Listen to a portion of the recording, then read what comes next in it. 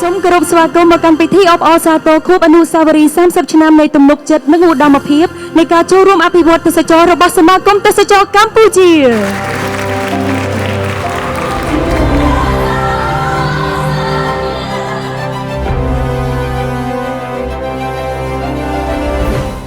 លើមូលដ្ឋានគ្រឹះនៃភាពជោគជ័យរយៈពេល30ឆ្នាំនេះសមាគមទេសចរកម្ពុជានៅតែបន្តបដិញ្ញាចិត្តយ៉ាងមុតមាំនៅក្នុងការជំរុញទេសចរបៃតងនិងចីរភាពដោយអភិវឌ្ឍសេវាកម្មដែលមិនប៉ះពាល់ដល់បរិស្ថាននិងវប្បធម៌នៅក្នុងស្រុកជាថ្មីម្ដងទៀតក្នុងនាមសមាគមទេសចរកម្ពុជានឹងខ្ញុំសូមសម្ដែងនូវការគោរពដឹងគុណយ៉ាងជ្រាលជ្រៅបំផុតដ៏ឧត្តមឧត្តមដែលញ៉ាំងឲ្យពិធីខួប30ឆ្នាំនេះកាន់តែមានភាពអធិកអធមនិងមានអត្ថន័យជ្រាលជ្រៅ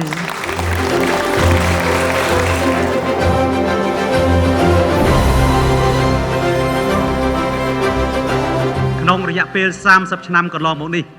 សមាគមកាតាពិតជាបានឈរជាដៃគូជាយុទ្ធសាស្ត្រដ៏រឹងមាំនិងស្មោះត្រង់ជាមួយក្រសួងទេសចរដោយបានរួមដំណើរជាមួយគ្នានៅគ្រប់កលៈទេសៈទាំងក្នុងពេលដែលវិស័យទេសចរមានការរីកចម្រើននិងក្នុងគ្រាដែលវិស័យទេសចរជួបប្រទះនៅការលំបាកជាសក្ខីភាពក្នុងកម្មវិធីនាល្ងាចនេះគឺពិតជាបានឆ្លុះបញ្ចាំងអំពីទំនាក់ទំនងយ៉ាងជិតស្និទ្ធនិងមិនអាចខ្វះបានរវាងក្រសួងទេសចរនិងផ្នែកឯកជនក្នុងវិស័យទេសចរនិយាយជារួមនិងនិយាយដោយឡែកជាមួយសមាគមទេសចរកម្ពុជាខ្ញុំមានជំនឿយ៉ាងមុតមាំថាមហាគ្រួសារវិស័យទេសចរគឺពិតជាអាចរួមគ្នាឆ្លងកាត់គ្រាដ៏លំបាកនិងបដិញ្ញារួបរวมគ្នាជាធ្លុងមួយសាមគ្គីគ្នាឯកភាពគ្នានិងកិច្ចសហប្រតិបត្តិការល្អក្រោមដំបូលរាជរដ្ឋាភិបាលនិងក្រោមការដឹកនាំដ៏ត្រឹមត្រូវរបស់សម្ដេចមហាបវរធិបតីនាយករដ្ឋមន្ត្រីសម្ដៅធ្វើយ៉ាងណាឲ្យការអភិវឌ្ឍវិស័យទេសចរក្លាយជាក្បាលម៉ាស៊ីនរុញដោលកំណើនសេដ្ឋកិច្ចសង្គមដទៃទៀត